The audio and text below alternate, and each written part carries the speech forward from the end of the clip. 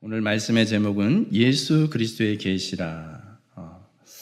드디어 여러분 성경 66권의 마지막 책 요한계시록까지 도착을 했습니다. 축하드립니다. 1월에 우리 2024년 1월에 창세기 1장 시작할 때 아이고 이거 할 수 있겠나 아마 이런 또 우려도 있었을 터인데 멈추지 않으니까 끝은 반드시 오더라는 것이죠. 신앙의 삶도 인생의 그런 과정들도 동일합니다. 여러분이 멈추지 않는다면, 주저앉아 있지 않는다면 반드시 그 끝은 오게 되어질 줄로 믿습니다. 끝이 아름다운 저와 여러분 되시길 주님의 이름으로 축복합니다.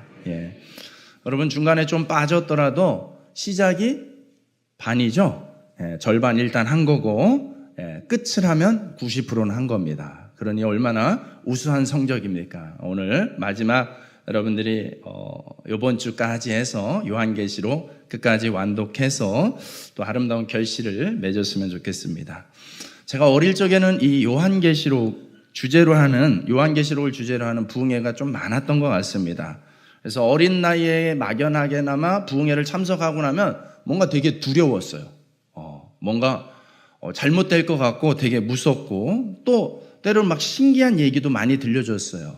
요한계시록 보면은 대표적으로 짐승의 표, 그 짐승의 표는 666인데 그거는 바코드다. 이렇게 해석을 해가지고 그때 당시만 해도 제품의 바코드가 별로 흔치 않을 때 그때인데 진짜 등장하는 거예요. 바코드가 이러니까는 너무 신기했고 어린 나이에 와 진짜 주님이 곧 오시는구나 이렇게 생각했던 것 같아요.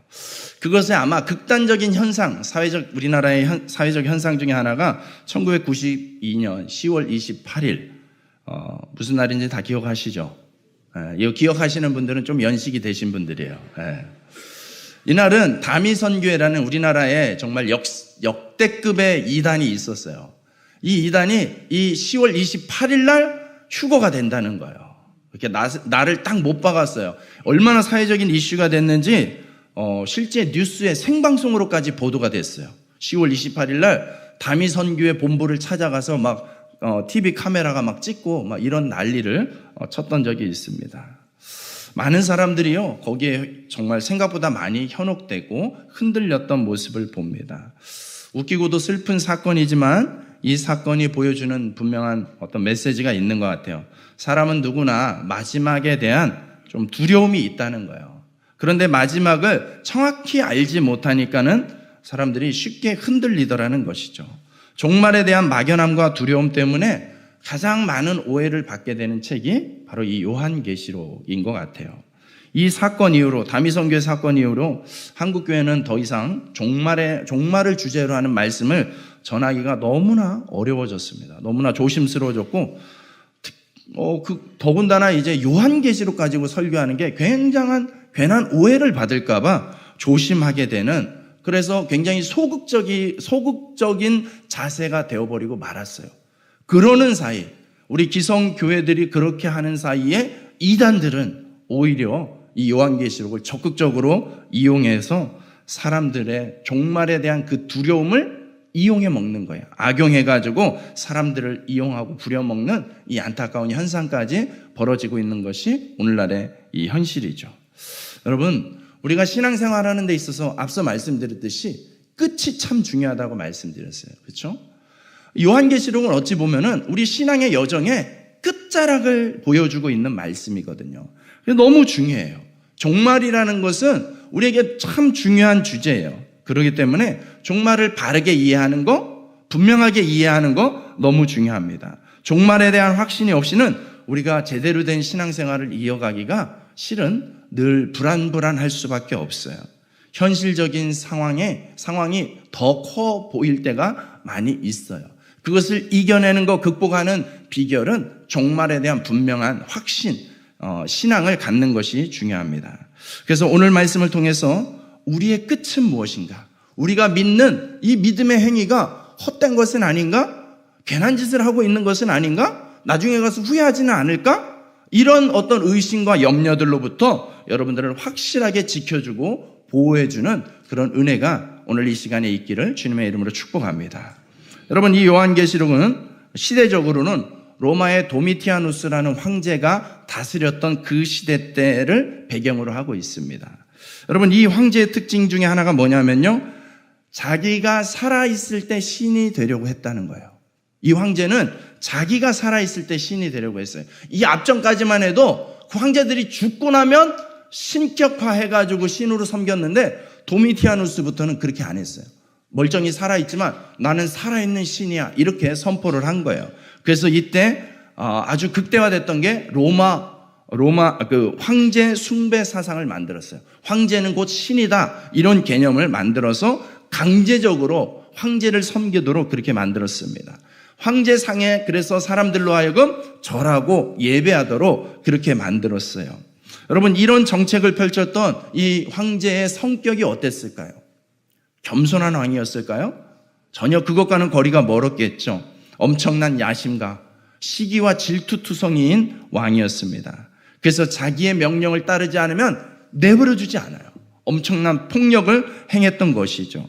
문헌에 따르면요, 여러분, 로마의 역대급 아주 못된 황제 대표적인 인물이 누가 있어요? 네로가 있어요. 네로.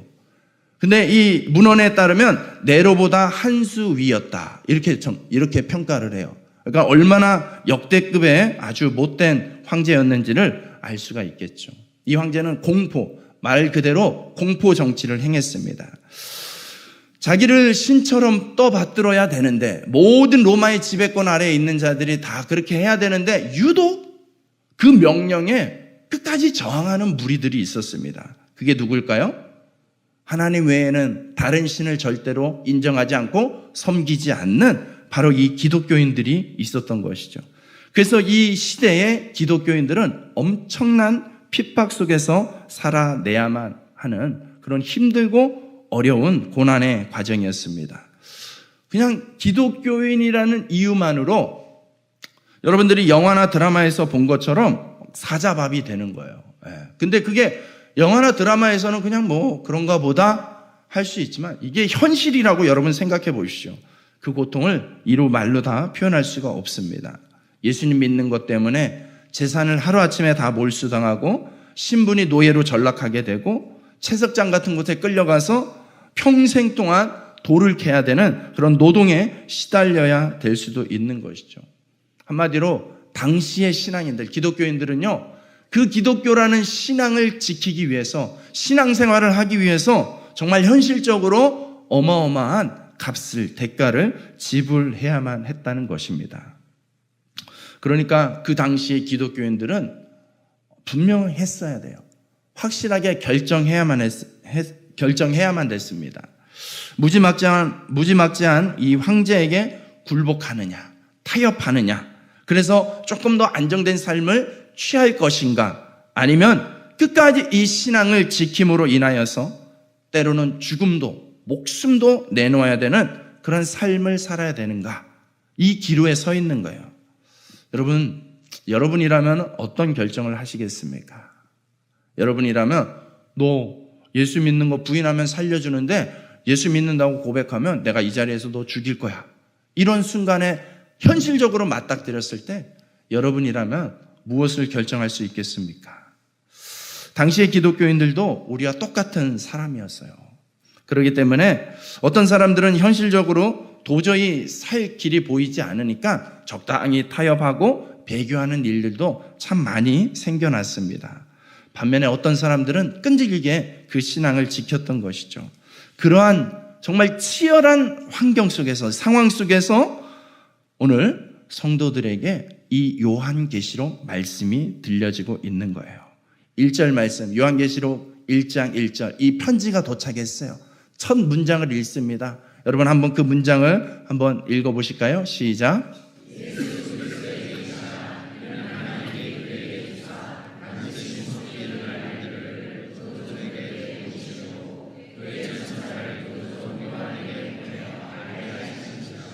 아멘.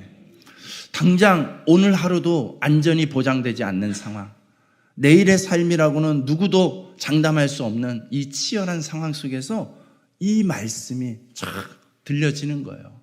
여러분, 이것을 좀 원어로 우리 한번 들어볼까요? 네, 한번 틀어주시죠. Αποκάλυψης Ιωάννου. Αποκάλυψης Ιησού Χριστού. Είναι εδώ και αυτό ο Θεός. Δείξει της δούλης αυτού αδί γενέσθε εντάχει. Και εσήμανεν αποστήλας δια του αγγέλου αυτού το δούλο αυτού Ιωάννη, ως εμαρτύρησε των λόγων του Θεού και την μαρτυρία.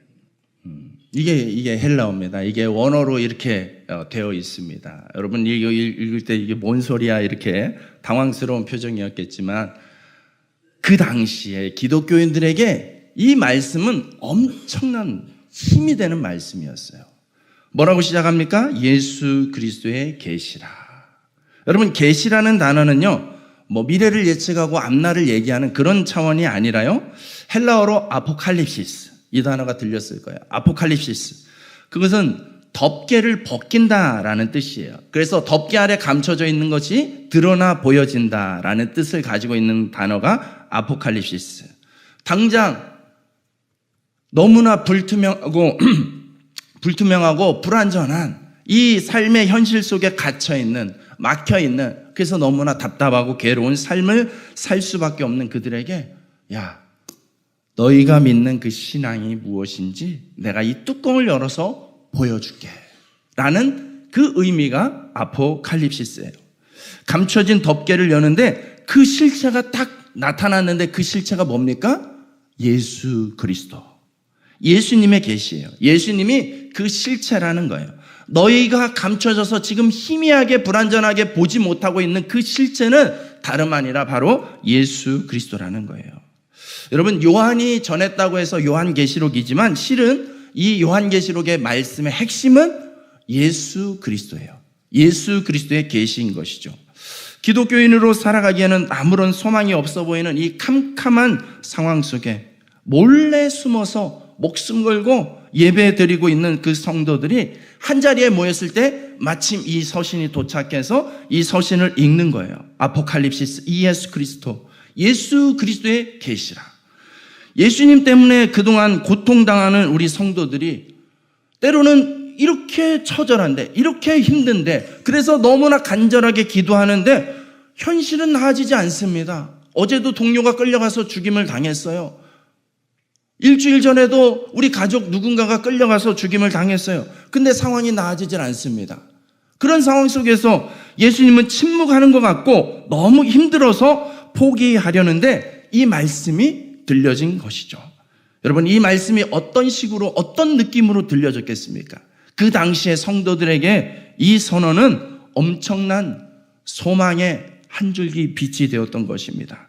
너무나 감격스럽게 들렸을 것입니다. 이렇게 고통받고 있는데 하나님 그동안 모르고 계시는 것 같았는데 여전히 하나님은 침묵하시는 것 같아서 절망의 끝자락에 서 있는 느낌이었는데, 그런데 이 말씀, 예수님이 말씀하신다.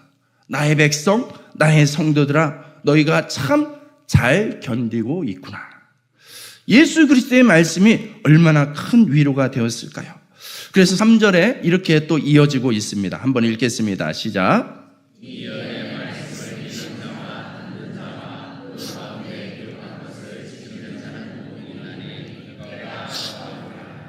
아멘. 이 예언의 말씀, 이 예언의 말씀은 무슨 전보는 책이 아니라 요한계시록 이 말씀, 이 서신을 이야기하는 것이죠. 이 말씀을 받아서 이제 누군가가 대표로 읽는 거예요. 읽고 그것을 듣고 그것을 이제 지키는 사람들, 그 사람들이 누구입니까? 바로 성도인 것이죠. 성도의 삶이 오늘 복되다고 선언하고 있는 것입니다. 예수님이 우리를 외면한 것처럼 여겨졌던 그 예수님이 우리의 고통을, 우리의 수고를, 우리의 그 처절한 신앙의 삶을 다 알고 너희가 아니야, 너희가 복된 거야, 너희의 수고가 결코 헛되지 않은 거야, 이렇게 말씀해 주고 있다는 거예요. 신앙 때문에, 예수님 믿는 것 때문에 현실의 많은 것들을 포기하고 생명의 위협까지 당하고 절망의 끝자락에 선 것 같았는데, 그러한 상황 속에서 말씀을 붙들고 있는 성도들을 향해서 이렇게 말씀하시는 거예요. 나의 사랑하는 성도들아, 너희는 복된 사람이다. 너희는 복된 사람이다. 너희가 그 상황 속에서도 예수 이름을 포기하지 않고 예수를 붙들고 살아가니 생명보다 더 귀하게 여기고 있는 너희가 참 복된 것이다. 이것이 오늘 예수님이 사도 요한을 통해서 이 땅에서 신앙의 삶을 살아가고 있는 저와 여러분들에게 동일하게 들려주는 위로와 격려의 말씀이 되는 줄로 믿습니다. 우리 옆에 계신 분에게 한번 그렇게 격려합시다. 당신은 복된 사람입니다.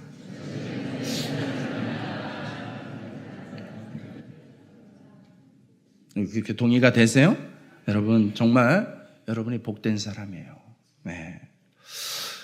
그러니까 요한계시록은요, 종말에 이런 심판이 있어, 이렇게 무시무시한 괴물들이 나타나고 이렇게 끔찍한 일들이 벌어질 거야 하면서 우리를 겁주기 위한 책이 아니라 사실은 그러한 시련과 환난 속에서도 너희가 신앙을 붙들고 있는 그 모습이 너무 귀하다, 복되다, 격려하기 위해서 이 말씀을 우리에게 요한계시록 말씀을 주신 것인 줄로 믿습니다. 그러니 여러분, 요한계시록을 읽고 두려움이 남아있다면 잘못 읽은 거예요. 다시 읽으셔야 돼요. 요한계시록을 읽고 하나님 이렇게 우리에게 최후 승리를 약속해 주셨구나. 우리는 승리하는 이긴 자가 되는구나 라는 그 확신을 갖는다면 그 확신 가운데 소망과 위로가 나타나게 될 줄로 믿습니다. 여러분, 뭐가 복되다는 겁니까? 상황은 여전히 어렵고 힘든데 뭐가 복되다는 걸까요? 4절과 5절 말씀 한 번 더 같이 읽겠습니다. 시작.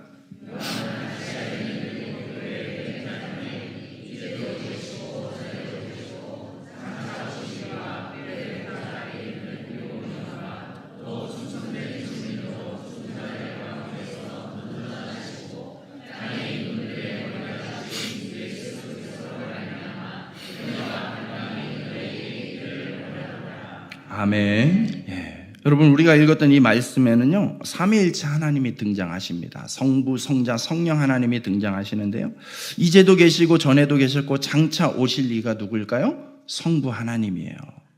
그의 보좌 앞에 있는 7영은 누구를 의미하는 걸까요? 성령 하나님을 얘기하는 거예요. 그 다음 예수님은 뭐라고 표현합니까? 충성된 증인으로 죽은 자들 가운데서 먼저 나신 분. 그죠?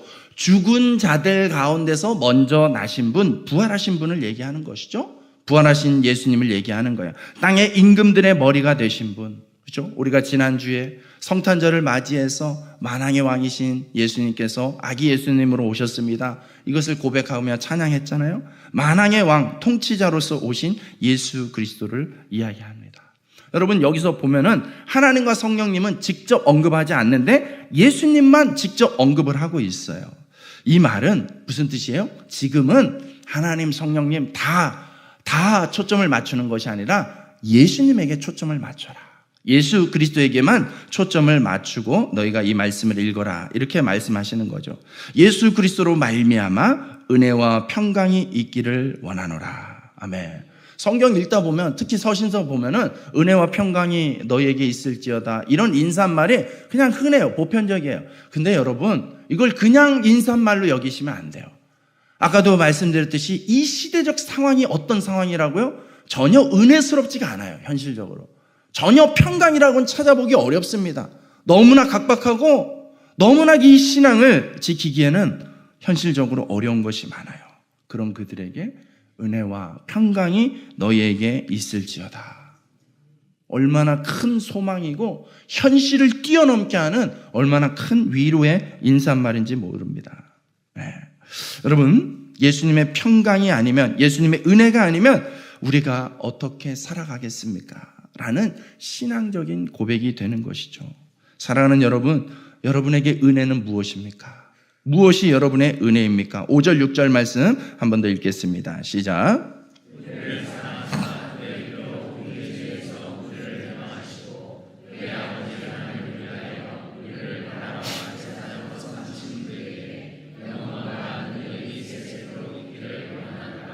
아멘, 아멘. 여러분, 은혜의 또 다른 말은 선물입니다. 우리는 예수님께 어떤 선물을 받은 자들입니까? 만약 누군가 여러분에게 선물을 한다고 에르메땡, 샷땡 뭐 이런 가방을 공짜로 준다고 하면 여러분 덥석 받을 수 있어요? 쉽지 않아요. 여러분들이 이거 가격을 몰라서 그러는데 너무 비싸서 그걸 누가 공짜로 줄 사람이 이 세상에 없어요. 현실적이지 않다는 것이죠. 그렇기 때문에 많은 사람들이 실은 그렇게 말하면 믿기가 어렵습니다. 여러분, 우리가 받은 선물도 실존하지 않아서가 아니라 우리 수준에는 정말 이게 가능한가? 내가 한 게 없는데 내가 새 생명을 얻을 수 있는가? 내가 영생을 얻을 수 있는가? 내가 뭐라고? 내가 그렇게 특별한가? 예수라는 분이, 하나님과 같은 그분이 나를 대신해서 죽는다고? 이게 너무 엄청난 사건이니까, 너무 엄청난 내용이니까 그래서 와닿지 않는 거예요. 실존하지 않아서가 아니라, 실제 있었던 사건이 아니라서가 아니라, 그것이 너무 어마어마하니까는 우리가 좀처럼 받아들이기 어렵다는 것이죠. 여러분, 예수 그리스도의 선물을 뭐라고 표현합니까? 우리를 사랑하사 그의 피로 우리 죄에서 우리를 해방하셨습니다. 아멘. 예수님이 우리를 사랑하시는 것이 선물인 줄로 믿습니다. 그 사랑은 추상적인 사랑해 그냥 말소리의 고백 수준이 아니라 아주 구체적인 사랑, 어느 정도의 피 흘리기까지, 대신 피 흘려 죽으시기까지의 사랑입니다. 여러분, 십자가에서 피 흘려 죽으신 예수님의 모습, 끔찍하고 잔인하고 너무나 고통스럽다는 걸 잘 알고 있지만 실은 그 예수님의 죽음은 나의 모습이어야 되었던 것이죠. 내가 실은 죄 때문에 그렇게 비참하게 죽었어야 되는데 나를 대신해서 예수님이 그 자리에서 죽어주신 거죠. 누가 나의 목숨을 대신할 수 있겠습니까? 가족이요? 부모요? 쉽지 않습니다. 물론 저도 저희 자녀를 위해서 대신해서 죽을래? 이렇게 물어보면 당장은 예라고 대답하죠. 예.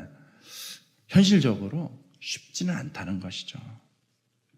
그런데 우리를 살리셨을 뿐만 아니라 우리를 하나님 나라의 백성으로 또 제사장으로 삼아 주셨다고 말씀하고 있는 것이죠. 우리의 소속이 땅에 속한 것이 아니라 하나님 나라의 시민권자가 되었다고 말씀하고 있습니다. 여러분, 우리가 받은 선물이 무엇입니까? 생명입니다. 우리는 하늘의 시민권을 받은 자들인 줄로 믿습니다. 충분히 그렇기 때문에 충분히 우리는 복 있는 사람인 줄로 믿습니다. 여러분, 하늘나라의 시민권은 로또를 가지고도 살 수가 없는 거예요. 그런 것을, 그런 엄청난 것을, 그런 가치 있는 것을, 영혼이라는 것, 생명이라는 것을 여러분, 우리가 선물로 거저 받았으니 여러분, 이 놀라운 선물을 받은 자가, 소유한 자가 복 있는 사람이 아니면 누가 복 있는 사람이겠습니까? 그렇기에 우리는 충분히 복 있는 사람인 줄로 믿습니다.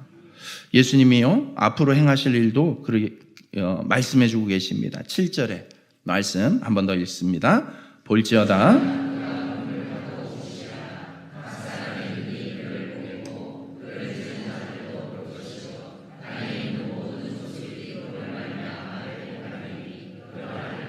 아멘.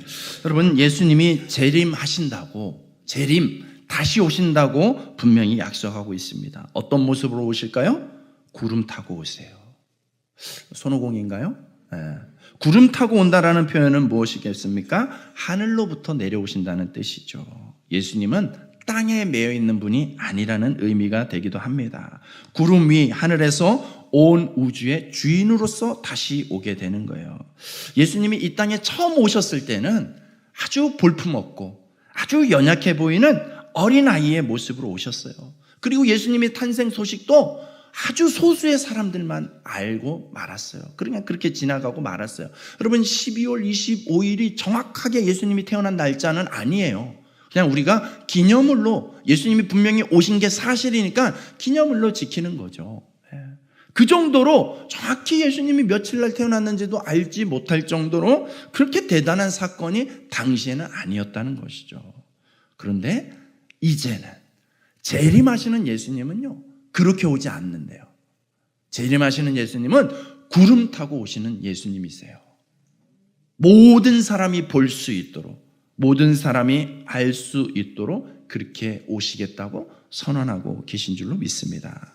감춰질 것이 없이 모두에게 드러나는, 더 이상 연약한 희생양의 모습이 아니라, 죽으러 오는 것이 아니라 통치자로서, 우주적인 통치자로서 다시 오시는 예수님이신 줄로 믿습니다. 그러므로 예수님을 고대하는 성도는, 그러므로 그 예수님을 기다리고 바라보고 있는 성도는요, 더 이상 현실에 매여서는 안 되는 것이죠. 현실에 갇혀서 현실에 함몰되는 인생이 아니라 온 우주와 열방을 다스리시는 예수 그리스도에게 우리의 시선을 그분에게 고정시키고 바라보면서 현실을 뛰어넘는 삶으로, 현실을 극복하는 믿음으로 살아내는 은혜가 있기를 주님의 이름으로 축복합니다. 그 예수님을 다시 한번 마지막으로 소개하기를 8절 말씀 한번 읽습니다. 시작.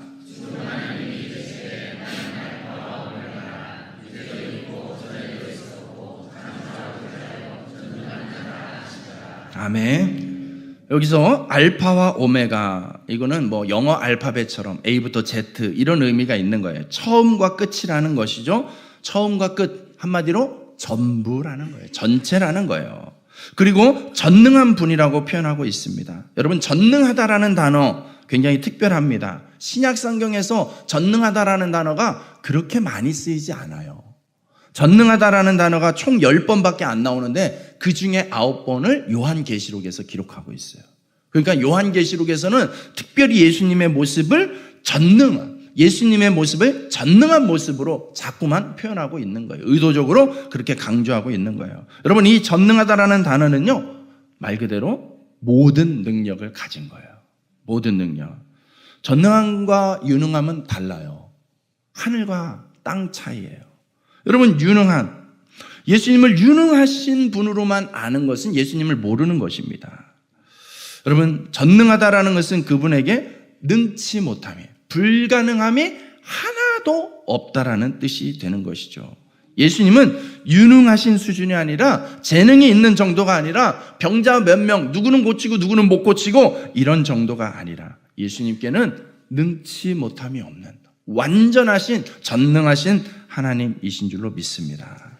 그 예수님께서 이제도 있고 전에도 있고 장차 오실 분이다 라고 소개를 하고 있어요. 이제도 있고 전에도 있고 장차 오실 분, 시제를 얘기해요. 보통 우리가 시제를 얘기할 때 어떤 식의 순서를 씁니까? 과거, 현재, 미래, 아니면 미래, 현재, 과거, 이렇게 쓰는 게 흐름상 맞죠. 근데 오늘 뭐라고 표현합니까? 이제도 있고 현재를 먼저 쓰고 있어요. 여러분, 이 말은 의도가 담겨져 있어요. 예수님이 지금 너희와 함께 계시다는 것을 강조하기 위함입니다. 왜 지금이 중요합니까? 신앙생활의 시제 중에서 실은 가장 중요한 것은 현재예요. 왜 지금이 중요합니까? 지금 기독교인들은 극심한 고난 가운데 있어요. 언제 포기해도 전혀 이상하지 않을 정도로 상황은 너무나 힘들고 고통과 고난 가운데 있는 것이죠. 사람이 고난 가운데 있으면 아무리 믿음이 좋아도 실망하고 지치기 마련입니다. 내가 과거에 어떤 은혜를 받았고 중요하지 않더라고요. 실은 우리가 은혜를 많이 받았어도요, 시간이 지나면 점점 희미해지죠. 내가 그랬었나? 내가 그랬었던 것 같기는 한데? 이렇게 희미해지고 연약해집니다. 과거에 마음껏 예배할 때는 몰랐는데 지금 예배를 마음껏 하지 못하면 왠지 마음이 연약해진 것 같고 하나님이 좀 희미해지는 것 같더라는 것이죠.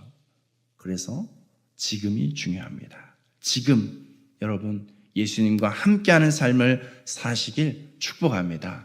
지금 예수님을 바라보면서 살기를 축복합니다. 지금 예수님의 은혜를 말하고 고백하고 누릴 수 있기를 주님의 이름으로 축복합니다. 신앙을 지키기에는 너무나 위험이 많았던 성도들에게 예수 그리스도는 그 무엇과도 바꿀 수 없는, 그 무엇으로도 대신할 수 없는 유일한 위로와 소망이 되었던 것입니다.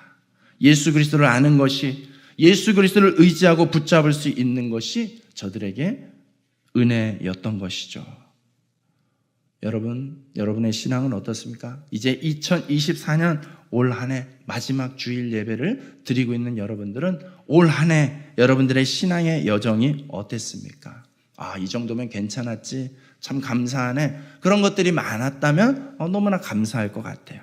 그런데 혹여라도 그렇지 못하고 돌아보니 또 아쉬움만 남고 또 허전함만 남고 또 부족함만께는 안 보인다면 여러분 이제라도 예수 그리스도에게 집중할 수 있기를 축복합니다. 이제, 지금, 현재 우리와 함께하기 원하시는 예수 그리스도, 그분의 은혜를 충만하게 바라볼 때에 우리에게 또 밝은 미래가 약속되어지는 것이죠. 우리가 그 소망을 붙잡고 오늘 예수 그리스도를 의지하면서 이 찬양을 함께 하나님 앞에 올려드리면 좋겠습니다.